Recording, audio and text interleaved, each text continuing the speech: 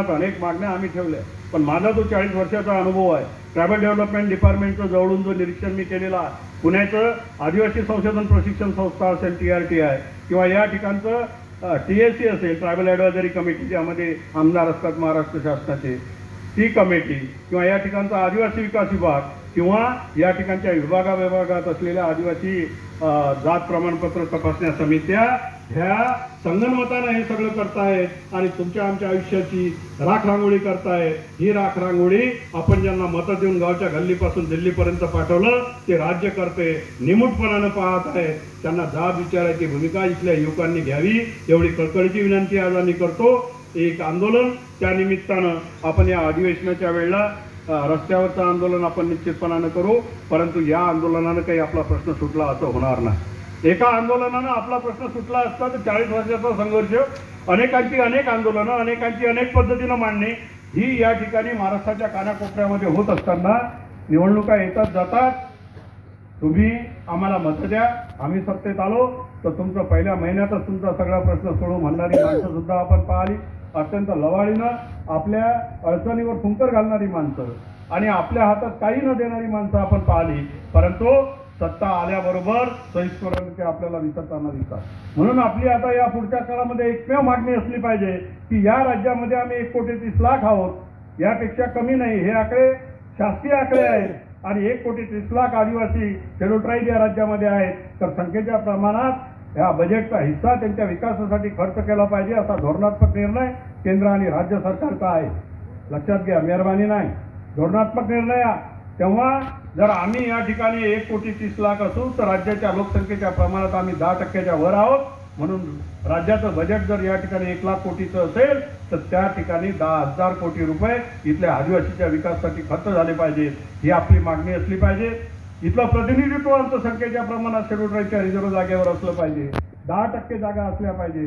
त्याच्या 76च्या पूर्वी या ठिकाणी ज्यांना आरक्षण मिळालं होतं ते फक्त 30,00,000 लोक या राज्यात आहेत आणि उर्वरित 76 नंतर ज्यांना STचं अनुसूचित जमातीचं आरक्षण मिळालं ते 1 कोटी लोक आहेत. 30,00,000 विरुद्ध 1 कोटी, 30,00,000 लोक खाऊन खाऊन ते एवढे गब्बर झाले की त्यांना असं वाटतंय की जरी यांची संख्या आपण गृहीत धरली तरी यांच्याच्याने काही होणार नाही, यांच्या हिश्श्याचं सुद्धा आपण खाल्ल्याशिवाय राहणार नाही, तरी सुद्धा ही मूर्खासारखी मठ्ठ तोंडाला पट्टी लावून या ठिकाणी बसतील आणि निमूटपणे मतदान करतील. हे एवढी लूट या ठिकाणी सुरू आहे. आमची रोखठोक मागणी अशी आहे की संख्येच्या प्रमाणात या ठिकाणी 76च्या पूर्वीचा अ गट आणि 76 नंतरच्या आदिवासीचा ब गट अशा पद्धतीनं अ आणि ब गट असे 2 गट या ठिकाणी 7.5% रिझर्वेशनमध्ये शासनानं तयार करावेत. ही काल्पनिक मागणी नाही. सुप्रीम कोर्टाने हे मान्य केलेलं आहे की एखाद्या वर्गवारीमध्ये जर एखाद्या समूहाला त्याचा न्याय हिस्सा मिळत नसेल आणि संघटित वर्ग जर सगळं एकटाच खाऊन जात असेल तर राज्य सरकारला तो अधिकार आहे की त्याने संख्येच्या प्रमाणात तशा पद्धतीनं 2 वर्ग निर्माण करून त्यांना त्यांचा न्याय हिस्सा दिला पाहिजे. त्यामध्ये विकास योजना असतील, त्यामध्ये कास्ट सर्टिफिकेट्स असतील, त्यामध्ये TSC असेल, TRTI असेल, त्यामध्ये आदिवासी विकास विभाग असेल, हे सगळं त्या प्रमाणात त्या ठिकाणी विभागल्या जाईल. मग आपल्याला आंदोलन करण्याची गरज पडणार नाही. पडेल का? इथला एखादा मनेरवर्णू समाजाचा आमचा कार्यकर्ता जर उद्या त्या ठिकाणी TRTI वर किंवा TSC वर जाऊन बसला तर किमान तो मनेरवर्णू समाजाला तर न्याय देईल. इथला महादेव कोळी समाजाची एखादी व्यक्ती जर उद्या या रिझर्वेशनमुळे, हे रिझर्वेशन पॉलिटिकल रिझर्वेशन, त्यामध्ये शेड्यूल ट्राईबमध्ये 7.5% जे मिळते आहे सर्व्हिसमध्ये आणि यामध्ये एज्युकेशनमध्ये, त्यामध्ये 4% आणि 3% अशा पद्धतीचा वाटा अ गट ब गट ही आपली मागणी असणार आहे. त्या 2च मागण्या या अधिवेशनामध्ये आपण करणार आहोत. सरकारने त्याच्यावर विचार करावा. यापूर्वी अनेकदा त्यावर मंत्रालयात चर्चा झाली. चीफ सेक्रेटरी पासून तर मुख्यमंत्र्यांपर्यंत बघतो करतो अशा पद्धतीची उत्तरं येतात, जी आजपर्यंत 40 वर्षात आपण अनेकदा ऐकली. याही पुढे कदाचित तीच उत्तरं येतील. परंतु जोपर्यंत आपल्या पदरात पडणार नाही, आपल्या हिश्श्यात, अरे भावाभावाची भांडणं होतात कधी, अगदी विकोपाचे भांडणं होतात कधी, ज्यावेळेला एका भावाला असं वाटते की मला माझा न्यायपूर्ण वाटा, न्यायपूर्ण हिस्सा हा दुसरा भाऊ काही मला मिळू देत नाही, कारणं अनेक असतील, परंतु तो मला मिळाला पाहिजे ही वस्तुस्थिती असताना तो मिळू देत नाही. तो जर मिळू देत नसेल तर मला माझा न्याय वाटा हा मिळाला पाहिजे आणि कायदा तो न्याय वाटा मान्य करतो. बरोबर आहे. ही काही मधुकर पिक्चरच्या एकट्याची जागिरी नाही, या ठिकाणच्या माना हलवा गोवाऱ्यांवर अन्याय करायचे आणि माझं ते माझं आणि तुझं तेही माझं अशा पद्धतीनं खाण्याची प्रवृत्ती जी आहे ती प्रवृत्ती या ठिकाणी घटनेला मान्य नाही. त्यामुळे ही न्याय वाटणे ही झालीच पाहिजे. आज तर या लोकांची मजल एवढी गेलेली आहे की भावाचा हिस्सा तर दूरच्या गोष्टी राहिल्या हो. तुम्हाला तर ते देणारच नाही. तुम्हाला तर तुमचा हक्क देणारच नाही. तुमच्या नावावर मतदारसंघ राखीव करतील ग्रामपंचायत पासून लोकसभेपर्यंत. तुमच्या नावावर केंद्राचं बजेट आणतील. तुमची संख्या, कारण 1 कोटी संख्या लहान नाही ना. 1 कोटी संख्या मिळाल्याशिवाय आकडा मोठा दिसत नाही. आकडा मोठा जोपर्यंत होत नाही तोपर्यंत निधी मोठा येत नाही. त्यामुळे आपल्याला त्यामध्ये सामील करून घेतल्याशिवाय पर्यायच नाही. परंतु देताना मात्र यांची एवढी हरामखोरी वाढलेली आहे की उच्चवर्णीय समाजातल्या मुली, म्हणजे पूर्वी लग्न करून घरी बायको असताना सुद्धा हे उच्चवर्णीय समाजातल्या मुली लग्न करून आणतात. हे आदिवासी नेते जे स्वतःला खरे तुम्ही बोगस आहात, आम्ही खरे आहोत म्हणणारे, त्यांना आदिवासीचं सर्टिफिकेट देतात, त्यांना आदिवासीची व्हॅलिडिटी देतात आणि आदिवासीच्या नावावर असणाऱ्या सोयी सवलती लागतात. या राज्याचा आदिवासी विकास मंत्री माजी मधुकरराव पिचड यांनी पहिली पत्नी ह्यात असताना दुसरी उच्चवर्णीय एक मुलगी ती पत्नी म्हणून केली. तिला आदिवासीचं सर्टिफिकेट काढून दिलं आपल्या सत्तेचा गैरवापर करून आणि तेवढ्या रस्तो वनवास थांबला नाही तर त्याने तिला व्हॅलिडिटी दिली. आणि आता जो हायवे जो सुरू होत आहे ठाण्यापासून तर मुंबईपर्यंत, आपल्या नागपूरपर्यंत एक्सप्रेस हायवे, समृद्धी हायवे ऐकलं ना, ज्याचं काम सुरू आहे झपाट्यानं, त्या समृद्धी हायवे शहापूर तालुक्यात तिथल्या आदिवासीच्या जमिनी येत होत्या. त्या जमिनी 5,000 रुपये एकराच्या जमिनी आज कोट्यावधी रुपये सरकारकडून या ग्रस्तानं वसूल केले. हे मधुकर पिचडचं एक मी नाव सांगितलं. राजेंद्र मारसकोले वेगळा नाही. तुमचा या ठिकाणचा आणखी कोणी असेल त्याला साथ करणारा मुंडे कोण आहे तर गोवर्धन मुंडे किंवा आणखी काही माणसं असतील. जोफले यांचा अप्रोच संघटनेचा कोल्हापूरचा आपल्या रत्नागिरीचा अध्यक्ष, एक नाही अनेक सांगतील हो. जिल्ह्यामध्ये आहेत, तालुक्यामध्ये आहेत. पण तुम्ही हे कधी बोलणार? तुम्ही खोटे आहे, जातचोर आहे, बनावट आहे, बोगस आहे. रोज तुमच्या विरोधामध्ये गरळ ओकणारी माणसं, यांचं कॅरेक्टर काय आहे? यांचं कॅरेक्टर हे आहे. हे तुम्ही कधी बोलणार? हे तुम्ही त्याच तोडीस तोड उतरलं पाहिजे. लक्षात घ्या, लोकशाहीमध्ये आम्ही जगतो तर अटॅक आणि काउंटर अटॅकची भूमिका ही ठेवलीच पाहिजे. आपण कोणाच्या वाट्याला जाता कामा नये. पण कोणी जर आमच्या वाट्याला कारण नसताना जात असेल तर आम्ही सुद्धा त्याच पद्धतीनं ठोशाला ठोसा दिल्याशिवाय राहणार नाही. ही भूमिका जोपर्यंत या ठिकाणचा आदिवासी करून घेणार नाही तोपर्यंत मग तुम्ही त्याने खोटं म्हटलं तुम्ही मान खाली घाला. तो बोगस म्हणतो तुम्ही घरात जाऊन बसा. तो आणखी काही म्हणतो तर तुम्ही फाशी घ्या. हे सुरू आहे ना महाराष्ट्रामध्ये. आणि नेत्याचं काय, नेत्यांची नेतेगिरी चालूच आहे. त्यांचा कुठं फरक पडतो? नेत्यांच्या भरोश्यावर नका बसू. ही लढाई तुमची आहे. ही लढाई तुमची आहे, तुमच्या हितासाठी आहे आणि तुम्हाला स्वतःला लढावं लागेल. हा नेता कोणी येत असेल आणि तुमच्या विचाराला घेऊन चालत असेल तर त्याला सहकार्य जरूर करा. परंतु नेत्याच्या भरोश्यावर हा लढा शेवटार जाईल याबद्दल माझ्या मनामध्ये शंका आहे. तेव्हा ही जर लढाई तुमची स्वतःची आहे तर चालणं सुद्धा तुम्हाला शिकलं पाहिजे. संघर्ष करायला सुद्धा तुम्हाला शिकलं पाहिजे. टार्गेट निश्चित झालेला आहे. कोण अन्याय करतो, कोण अत्याचार करतो, कोण शोषण करतो, तो का करतो, लोकशाही प्रणालीमध्ये आमचा अधिकार आणि हक्क असताना तो आम्हाला का मिळू देत नाही, हे सगळ्यांना कळलेलं आहे. हे जर सगळं कळलेलं आहे तर मग जो काही आपल्यावर अन्याय करणारा आहे त्या अन्याय करणाऱ्याला टार्गेट करून त्या दृष्टीनं पावलं टाकण्याची भूमिका तुम्ही घेणार की नाही हा खरा माझा प्रश्न आहे. आणि ती पावलं टाकण्याची भूमिका तुम्ही घेतली पाहिजे.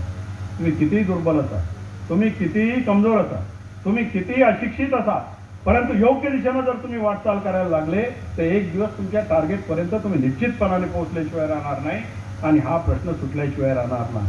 लोकांनी विपरीत परिस्थितीमध्ये आंदोलन केली, विपरीत परिस्थितीमध्ये आपले हक्क मिळवून घेतले. आताच ज्यांनी ती वाल्मिकी जयंती आपण साजरी केली आजच्या या प्रसंगी, त्या वाल्मिकीनं कपट कारस्थानानं त्याचं राज्य या ठिकाणच्या लोकांनी हिसकावून घेतलं. त्याला गादीवरून पाय उतार केलं. एकटा बहादर वनात गेला कारण त्याचा राज्यकारभार हिसकावून घेतला होता. लक्षात घ्या, वाल्मिकी डाकू नव्हते, ते चक्रवर्ती सम्राट होते. त्यांचं साम्राज्य होतं, प्रचंड विद्वत्ता होती.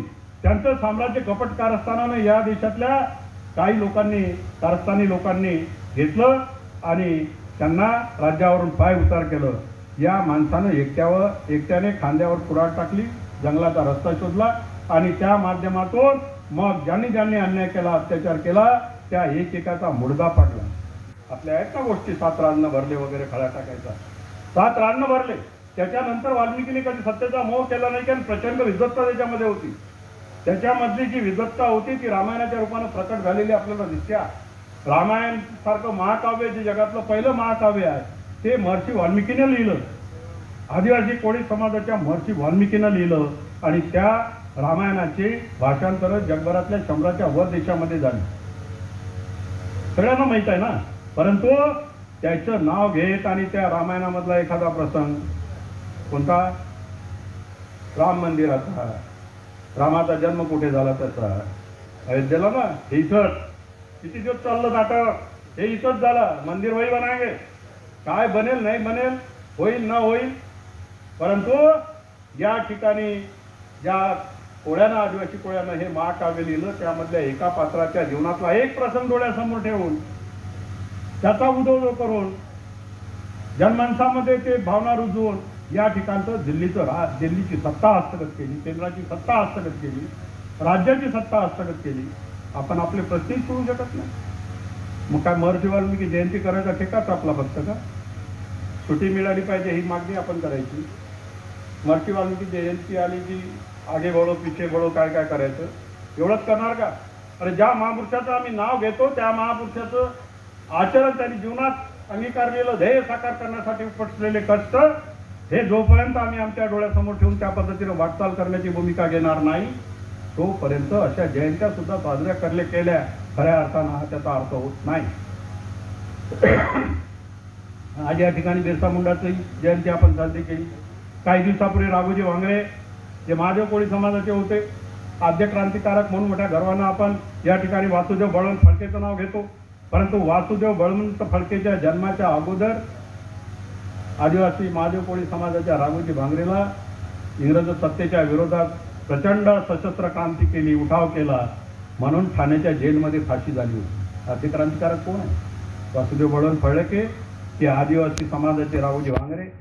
परंतु राघोजी भांगरेच्या बद्दल बोलायला या ठिकाणचा आदिवासी कोळी तयार नाही. मित्रांनी काय ठिकाण घेतला? हे जरी लहान लहान बाबी तुम्हाला दिसत असल्या जीवनामध्ये तरी डोळसपणानं त्याकडे नीटपणे पहा आणि त्या पद्धतीनं वाटचाल करण्याची भूमिका घ्या. जर राघोजी भांगरेसारखा क्रांतिकारक एकट्याच्या जीवावर या ठिकाणी संघटना उभी करतो, क्रांतिकारक संघटना, आणि ठाणे, पुणे, नगर, नाशिक 5 जिल्ह्यावर त्यांचा सतत अनेक वर्ष इंग्रजाच्या विरोधामध्ये पॅरलल त्या ठिकाणी व्यवस्था उभी करतो, त्याच्या ठिकाणी त्याची हुकूमत त्या ठिकाणी सुरू असते देशभर इंग्रजांचं राज्य असताना, तरी हा ग्रस्त शरण जात नाही. हे राघोजी भांगरे खरे क्रांतिकारक, या ठिकाणचे आद्य क्रांतिकारक जे आदिवासी महादेव कोळ्यांनी या देशाला दिले, या जगाला दिले. परंतु हे आपण आपल्या सगळ्या महापुरुषांची नावं घेतली पाहिजे, त्यांनी केलेल्या कार्याचे स्मरण केलं पाहिजे. आज या ठिकाणी अधिसंख्य पदाचा प्रश्न आहे, त्याबद्दल मी बोललो.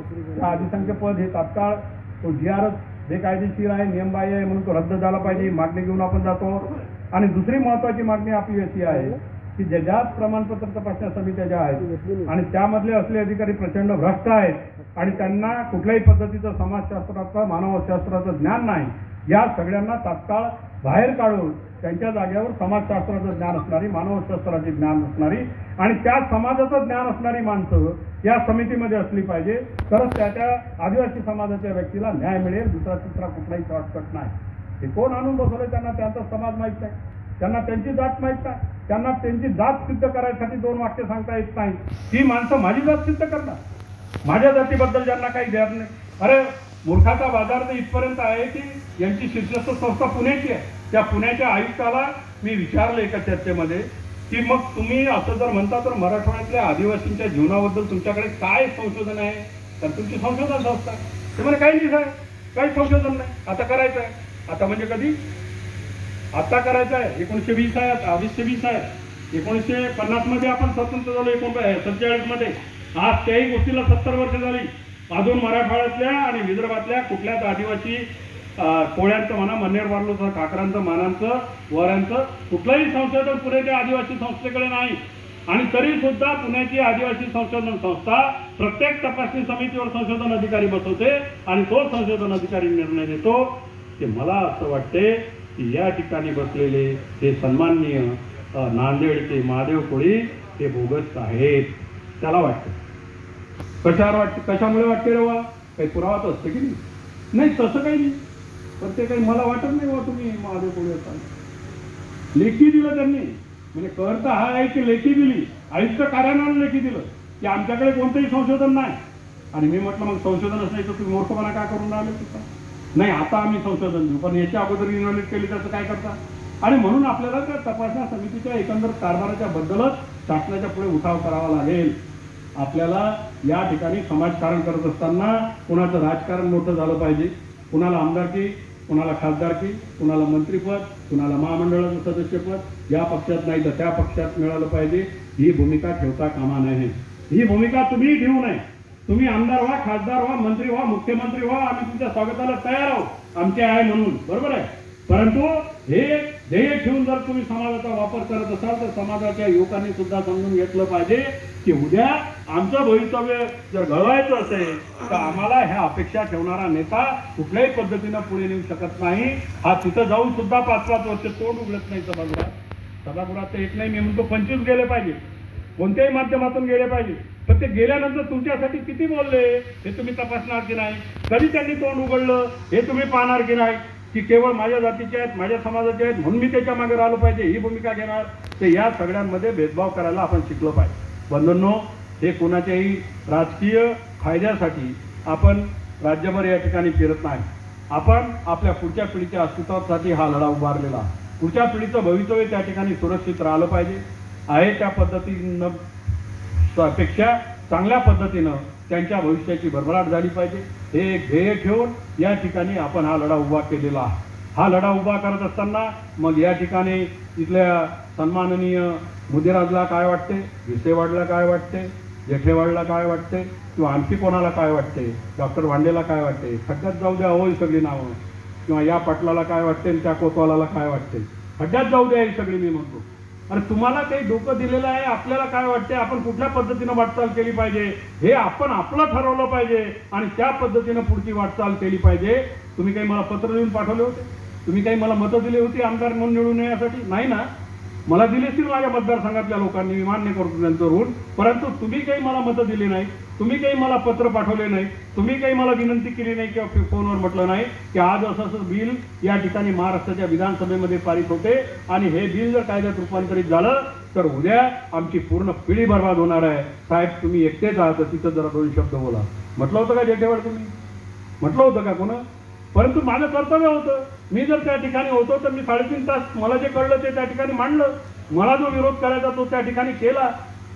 ही नियत आणि जाणत असलेली माणसं तुम्ही त्यामध्ये घेरली पाहिजे समाजामध्ये आणि समाजाच्या हितासाठी त्यांना मोठं केलं पाहिजे, त्यांना बळ दिलं पाहिजे, त्यांना ताकद दिली पाहिजे. ही ताकद देण्याचं, बळ देण्याचं काम निश्चितपणानं या ठिकाणचा आदिवासी करेल याची मला खात्री आहे. मला असं वाटतं की कोणत्याही गोष्टीला एक पिक पॉईंट असतो, एक अगदी काय म्हणते उत्कलन बिंदू आपण ज्याला म्हणतो की या इतक्या डिग्रीवर टेम्परेचर गेलं की इथं उकळायला सुरुवात होते. आता उत्कलन बिंदू आपला आला नसेल कदाचित, कोणाचं रक्त आहे थोडं उशिरा तापते, बरोबर आहे की?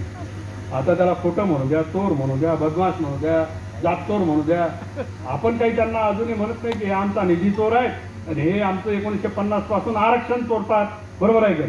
50 पासून आपल्याला असतं तर आपली अनेक गेले असते ना, कलेक्टर झाले असते, कमिशनर झाले असते, SP झाले असते, सेक्रेटरी झाले असते, पायलट झाले असते, बरोबर आहे की नाही? परंतु आम्हाला जर तुम्ही 76 नंतर दिलं, आमच्या अज्ञानाचा गैरफायदा घेऊन, आणि 76 मध्ये दिल्यानंतर इथे 80 पर्यंत जेमतेम चाललं तर 29 10 80 24 4 85 आणि ट्राईब्स ऑफ महाराष्ट्र बोगस ग्रंथ, बोगस लिखाण आणि कबुली करता की नाही हे काय आमचं प्रकाशन नाही. अरे 17,500 रुपये महाराष्ट्राच्या तिजोरीतून काढून तुम्ही ट्राईब्स ऑफ महाराष्ट्र हा ग्रंथ छापला, याचा अर्थ ते शासकीय प्रकाशन आहे आणि शासकीय प्रकाशनामध्ये आलेलं लिखाण त्याला एक वेगळं महात्म्य आहे, वेगळं महत्व आहे.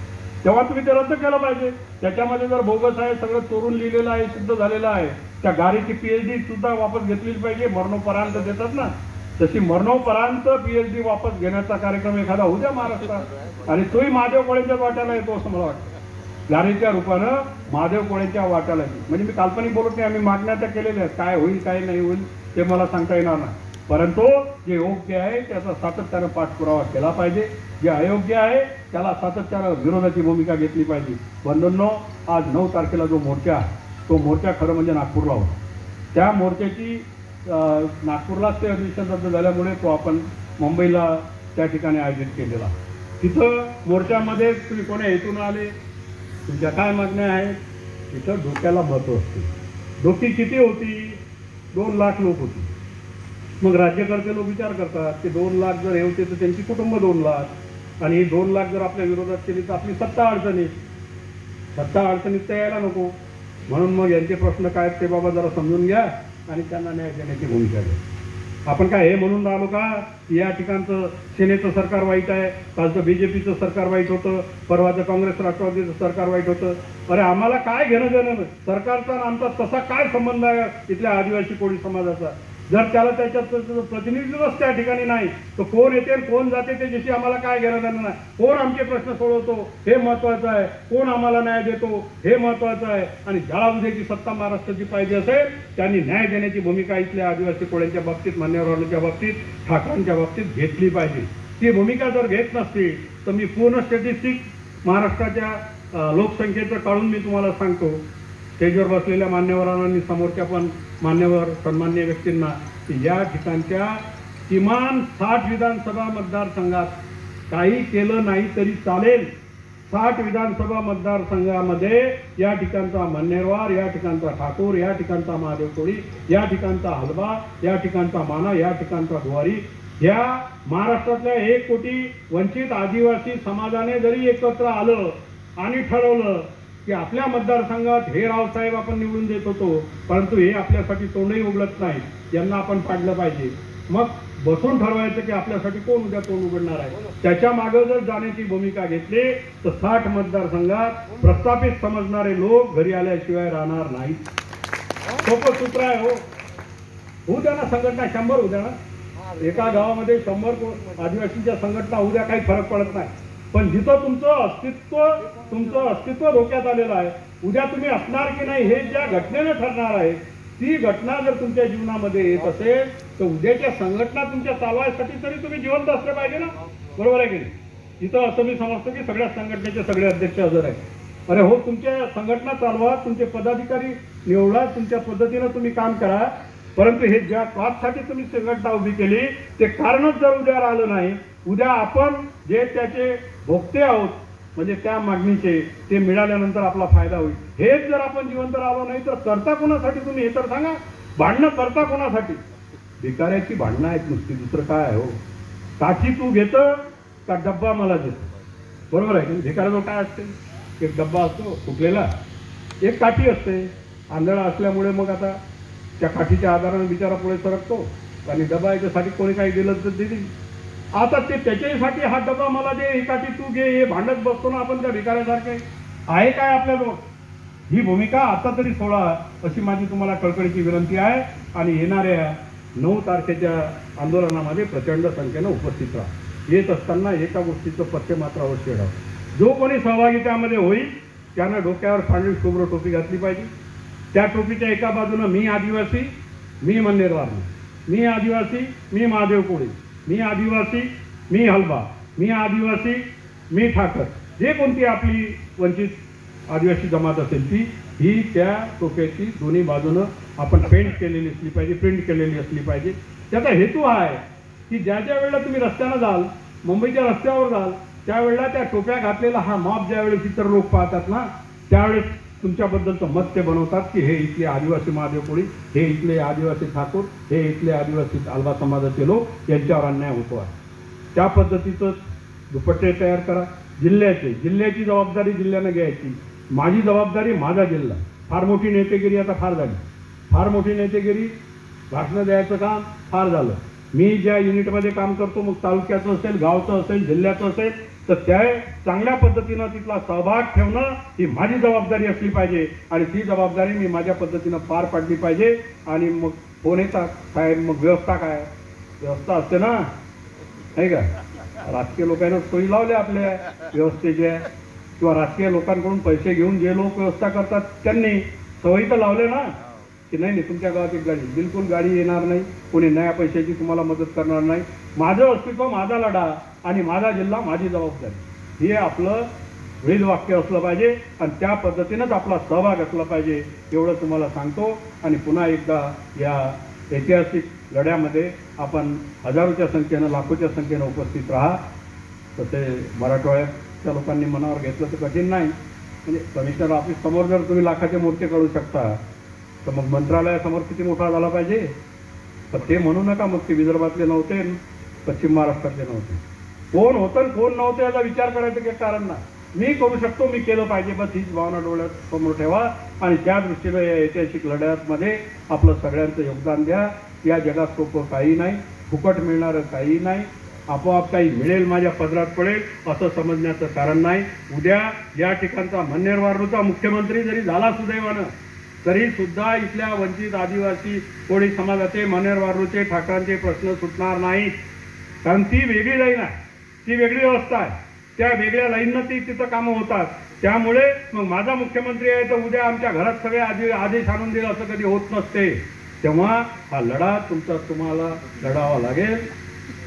सफर पे चलना होगा तो धूप तो होगी, नाही का. प्रवासात निघायचं आहे, प्रवास मोठा आहे, आमच्या पुढच्या पिढीचं भवितव्य ठरविणारा हा प्रवास आहे. सफर पे चलना होगा तो धूप तो होगी, यहाँ तो धूप सब तरफ धूप है. आदिवासी महादेवपणाच्या जीवनात आहे काय हो, काही नोकरदार सोडले 2-4-6 वजा करा काय आहे तर 0 है, 0. सफर पे चलना होगा तो धूप तो होगी, यहाँ तो सब तरफ धूप है, धूप सह सके तो चलो, यहाँ कोई किसी को रास्ता नहीं देता. असं समजण्याचं काही कारण नाही की राष्ट्रवादीवाले येतील, बीजेपी वाले येतील, सेनेवाले येतील, काँग्रेसवाले येतील, यहाँ कोई किसी को रास्ता नहीं देता, मुझे गिरा कर भी समझ सके तो चलो. तरच तुमचा प्रश्न सुटेल, तरच तुमचा प्रश्न लागेल, तरच तुमच्या पुढच्या पिढीचं भवितव्य उज्ज्वल होईल. ही भावना डोळ्यासमोर ठेवून या संघर्षामध्ये पाहिजे ते योगदान, करू शकत असलेलं योगदान संपूर्ण ताकदीने आपण द्या. आम्ही काही वर्गणी जमा करायला आलो नाही. आयुष्यात डॉक्टर वाण्यानं कधी 4 पैसे कोणाला मागितले नाही. कोणताही लढा पैशाच्या अभावी कधी राहिलेला नाही. मोठमोठे लढे झाले, लाखो रुपये खर्च होतील एवढे भव्य दिवे सोहळे झाले, परंतु नया पैशात मागण्यासाठी हात पुढे करण्याचं काम 40 वर्षाच्या समाजकारणामध्ये मला तरी कुठं आलं नाही. आणि माझ्या वाटचालीमध्ये सुद्धा मला कोणाकडे भीक मागण्याची पाळी आली ना. तेव्हा ती अपेक्षा करू नका. पैसे देणारे खूप आहे, तुम्हाला जाळ्यात फसवणारे अनेक आहेत. मुंबईवरून स्पॉन्सर होतात, त्यांना स्पॉन्सर करणारे दृष्टी असतात. आपण म्हणतो की बाप रे बाप 25 गाड्या तर एकट्या नांदेडमध्ये आल्या. अरे पण त्यानं 100 गाड्याचे घेतले त्या समोरच्याकडून, ते तुला माहीत आहे का. म्हणजे तो 25 गाड्याचा खर्चही देतो, तुम्हाला पाठवतोय, तरी सुद्धा त्याचं तसुभरही कमी होत नाही. उलट दुसऱ्या चक्रात तू जातो तर त्याच्या 75 गाड्या नफ्यातच असतात. हे समीकरण साधं सोपं सरळ राजकारणाचं या ठिकाणच्या हे सुद्धा आपण समजून घेणं गरजेचं आहे. त्यामुळे कुठल्याही प्रलोभनाला बळी न पडता आमचा लढा हा आम्ही लढू, आमचं भविष्य हे आम्ही घडू, आमचा संघर्ष हा आम्ही पूर्ण करू, या जिद्दीनं या संग्रामात उतरा एवढी सर्वांना विनंती करतो. आपण सगळे या ठिकाणी उपस्थित झाला आणि शांततेनं ऐकलं, त्याबद्दल सगळ्या मान्यवरांचं मीच आभार मानतो. कारण मुझे आता जास्त त्रास द्यायला परवडत नाही. या ठिकाणच्या मान्यवर महापौरताई आल्यात, त्यांच्या सहकारी आल्यात, या ठिकाणचे नगराध्यक्ष आले, सगळ्यांचे मीच आभार मानतो आणि आजची सभा संपली असं जाहीर करतो.